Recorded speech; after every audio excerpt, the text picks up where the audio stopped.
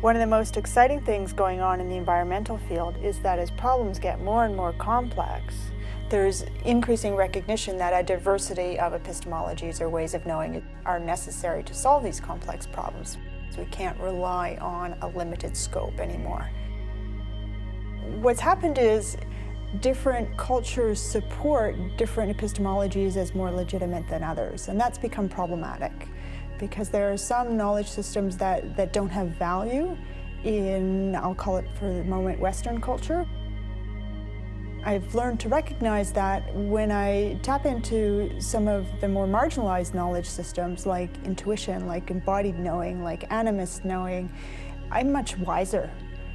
And the kinds of insights that I come to and the kind of decisions I make are often quite different than if I use my rational mind alone. That doesn't mean that rational analytic thought is not valuable, it's essential. And we need to put that knowledge system together with a more intuitive, more embodied, more connected way of knowing. Some of our greatest scientific inventions have been through those inspirations that, the scientist at that moment can't tell you where that insight came from. It just arrived. And then they have to go back and figure out, how do I explain and articulate this insight? What thinking is to logic, feeling is to intuition and transrationality. Intuition means knowing without knowing how you know. And this is something a lot of people experience. Maybe they don't articulate it in that way. Maybe they explain it away using another rationale.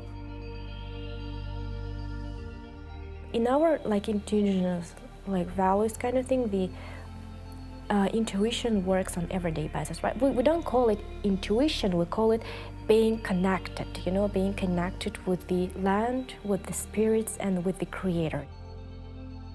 The way how we used to, especially shamans and great people, how they come to know it's absolutely different.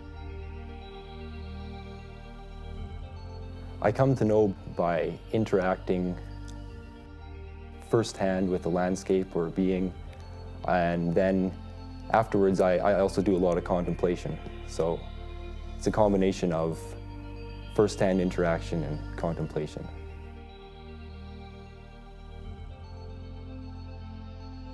The ways that I come to know the world are very complex and interchangeable.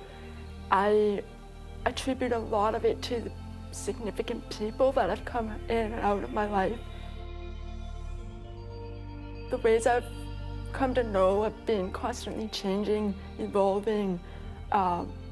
It's like you open one door and there's a whole bunch of other doors that have yet to be explored.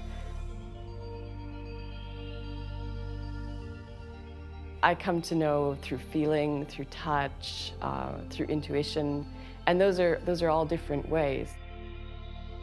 I don't really know what to describe it as, so I'm going to call it being fully present,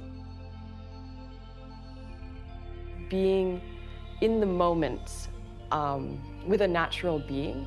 And so when you're in the moment with nature, you're taking the time. It's almost like meditation in the sense that you're trying to stop your constant stream of thoughts. I've started practicing the creative nature connection or painting through my body.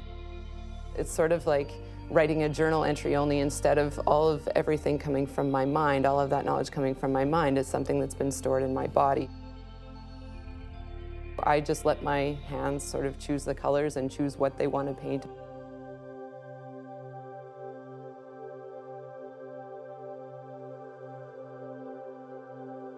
A lot of ways of knowing outside the scientific or modern Western way of looking at things look at relationships and interconnectedness and interrelatedness rather than distinct parts.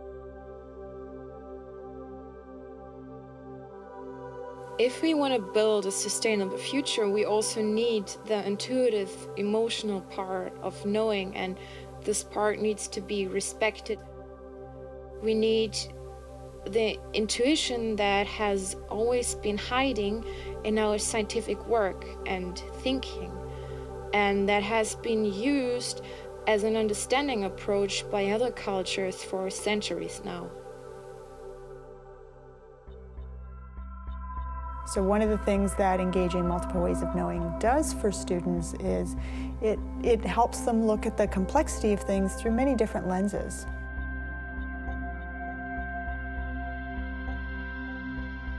The importance of this work in the context of education is that it addresses issues not only of social justice, but also of environmental sustainability.